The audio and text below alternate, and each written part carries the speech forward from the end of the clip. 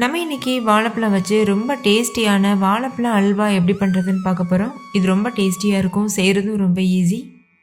சர்க்கரை சேர்க்காமல் வெல்லம் வச்சு பண்ணுறதுனால இன்னுமே ரொம்ப ஹெல்த்தியாகவும் இருக்கும். நீங்கள் குட்டி குழந்தைங்களுக்கு கூட கொடுக்கலாம். ரொம்ப என்ஜாய் பண்ணி கேட்டு வாங்கி சாப்பிடுவாங்க. ஸோ மிஸ் பண்ணிடாமல் ட்ரை பண்ணி பாருங்கள். ஹாய் ஃப்ரெண்ட்ஸ், வணக்கம். என் பேர் Abhi. Welcome to Indian recipes Tamil. வீடியோக்குள்ள போகிறதுக்கு முன்னாடி நம்ம சேனல் இந்தியன் ரெசிபீஸ் தமிழை சப்ஸ்கிரைப் பண்ணிக்கோங்க. கூட இருக்க பெல் சிம்பலையும் கிளிக் பண்ணிக்கோங்க.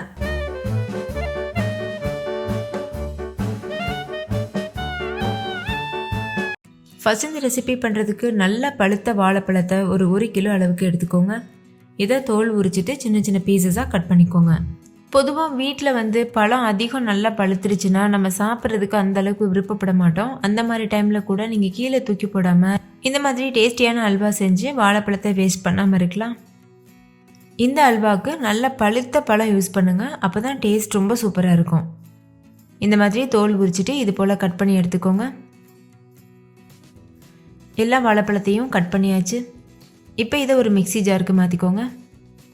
எந்த அளவுக்கு முடியுமோ அந்த அளவுக்கு ஃபைன் பேஸ்ட்டாக அரைச்சி எடுத்துக்கோங்க.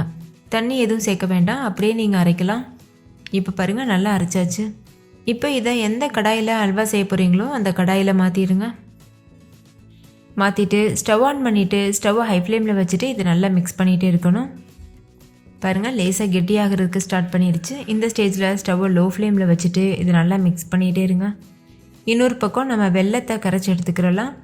நம்ம 1 கிலோ அளவு வாழைப்பழம் எடுத்தோம்ல, அதுக்கு 1/2 கிலோ அளவு வெல்லம் கரெக்டாக இருக்கும். வெல்லத்தை இந்த மாதிரி நுணுக்கிட்டு ஒரு பாத்திரத்துக்கு மாற்றிக்கோங்க. இப்போ இது கூட 1/4 கப் அளவுக்கு தண்ணி சேர்த்துக்கோங்க. தண்ணி சேர்த்துட்டு ஹை ஃப்ளேமில் வச்சு வெல்லம் நல்லா கரையிறது வரைக்கும் வெயிட் பண்ணணும்.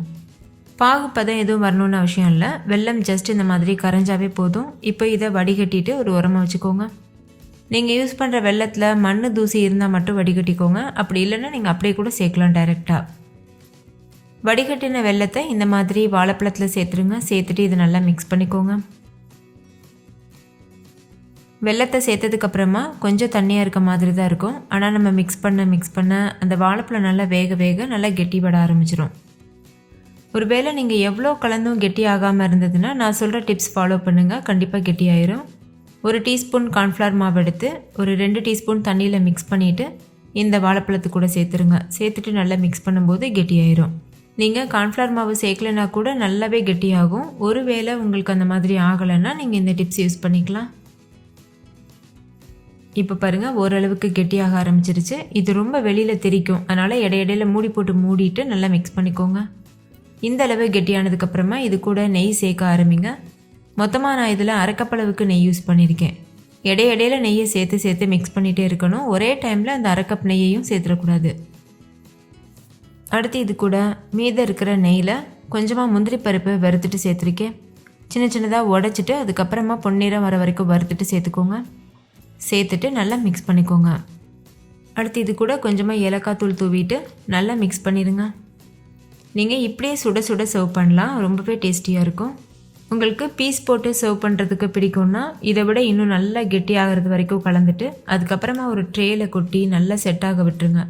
அதுக்கப்புறமா நீங்கள் கட் பண்ணிவிட்டு கூட சர்வ் பண்ணலாம். பாருங்கள், இந்த மாதிரி நல்லா கெட்டியாக விட்டுட்டு அதுக்கப்புறம் ட்ரேயில் கொட்டிட்டு நீங்கள் செட்டாக விட்டுருங்க ஒரு 5லேருந்து 6 மணி நேரத்துக்கு. அதுக்கப்புறமா நீங்கள் கட் பண்ணிவிட்டு சர்வ் பண்ணலாம்.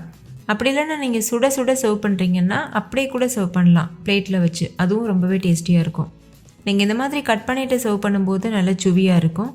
சூடாக சர்வ் பண்ணும்போது நல்லா சாஃப்டாக இருக்கும். உங்களுக்கு எது கன்வீனியண்ட்டாக இருக்கோ நீங்கள் அந்த மாதிரி சர்வ் பண்ணிக்கலாம். ஓகே ஃப்ரெண்ட்ஸ், இந்த வீடியோ உங்கள் எல்லாருக்கும் ரொம்ப பிடிச்சிருக்கும்னு நம்புகிறேன். பிடிச்சிருந்தா லைக் பண்ணுங்கள், உங்கள் ஃப்ரெண்ட்ஸ் கூட ஷேர் பண்ணுங்கள். நீங்களும் செஞ்சு பார்த்துட்டு டேஸ்ட் எப்படி இருந்ததுன்னு கமெண்ட்டில் சொல்லுங்கள். தேங்க்யூ, பாய்.